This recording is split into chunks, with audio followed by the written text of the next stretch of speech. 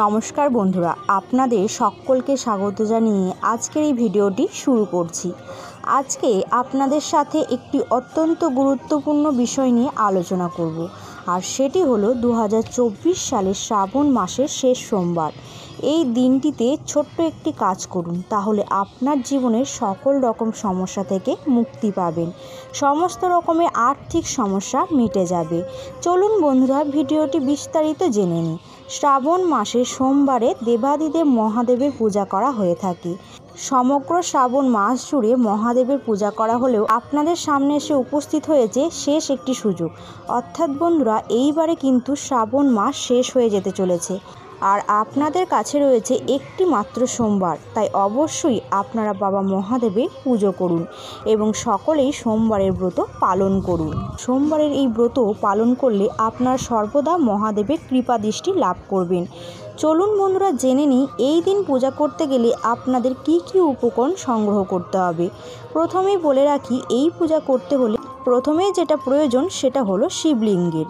শিবলিঙ্গকে স্নান করানোর জন্য দুধ, গঙ্গা জল, মধু, ঘি ইত্যাদি সংগ্রহ করবেন।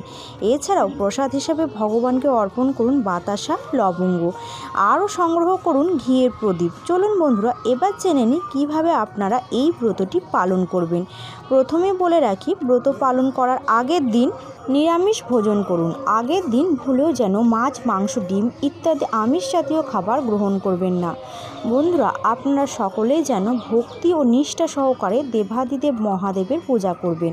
শ্রাবণ মাসের শেষ সোমবার অবশ্যই সকাল সকাল ঘুম থেকে উঠে বাসি কাজকর্ম সেরে স্নান কার্যটি সম্পন্ন করে নেবেন। এরপরে আপনারা শুদ্ধ বস্ত্র পরিধান করুন। একটি বিষয়ে আপনারা খেয়াল রাখবেন, যদি সম্ভব হয় হলুদ রঙের বস্ত্র পরিধান করুন, কখনোই কালো রঙের বস্ত্র পরিধান করবেন না।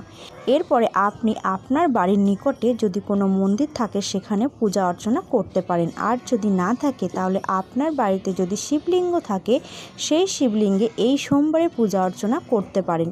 এরপরে শিবলিঙ্গকে স্নান করানোর জন্য যা যা উপকরণের প্রয়োজন তা হলো দুধ, গঙ্গা জল, মধু, ঘি। প্রথমে গঙ্গা জল দিয়ে শিবলিঙ্গকে স্নান করিয়ে দিন, তাতে দুধ ঢালুন এবং ঘি ও মধু শিবলিঙ্গে লেপন করুন। এই কার্য সম্পন্ন করবার পর আবারও গঙ্গা জল দিয়ে শিবলিঙ্গ স্নান করিয়ে দিন। শিবলিঙ্গকে স্নান করানোর পর একটি বেলপাতা দিয়ে দিন শিবলিঙ্গের মাথার ওপর, এবং 3টি বেলপাতা দেওয়ার পর কিছু ফুল অর্পণ করুন এবং মনে মনে জপ করুন ওম নমঃ শিবায়। আপনার প্রসাদ হিসেবে গ্রহণ করুন বাতাসা ও লবঙ্গ। এরপর প্রজ্বলন করুন একটি ঘিয়ের প্রদীপ। এইভাবে আপনারা আপনাদের শ্রাবণ মাসের শেষ সোমবারের ব্রতটি পালন করুন। এতে করে আপনাদের সকল মনস্কামনা পূর্ণ হবে। সর্বশেষ বন্ধুরা, যে টোটকাটির কথা আপনাদের জানাবো বলেছিলাম সেটি হলো, শিব পুজো করার সময় বাবা মহাদেবকে একটি গোলাপ ফুল তথা একটি লাল গোলাপ ফুলের সাথে কালো তিল মিশিয়ে বাবা মহাদেবের চরণে নিবেদন করুন। আপনারা যদি এই টোটকাটি শেষ সোমবার দিন করতে পারেন তাহলে আপনাদের সকল মনস্কামনা পূরণ হবে খুব তাড়াতাড়ি। তো বন্ধুরা, আজকের এই ভিডিওটি এই পর্যন্তই। যদি ভালো লেগে থাকে তাহলে অবশ্যই লাইক করবেন এবং চ্যানেলটিকে সাবস্ক্রাইব করে নোটিফিকেশন বেল আইকনটি অন করে রাখবেন এবং কমেন্ট বক্সে অবশ্যই লিখবেন হর হর মহাদেব।